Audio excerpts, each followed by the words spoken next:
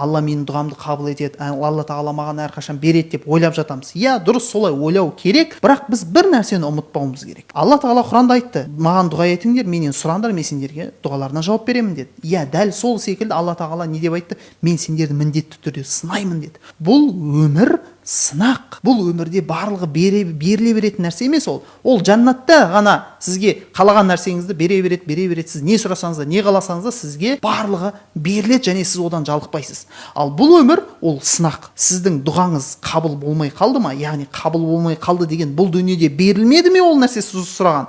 Ол демек сіз үшін бір сынақ болды. Және ұмытпаңыздар, дұға бұл өзі дара, өз алдына ғибадат болып саналады. Ол құрал емес, бір қолданып қоя салатын. Жоқ, ол ғибадаттың өзі. Адам дұға ету арқылы иманын күшейтеді, Алла тағаламен байланысын күшейтеді. Сізге бұл өмірде сол сұрап жатқанның нәрсеңізді берсін бермесін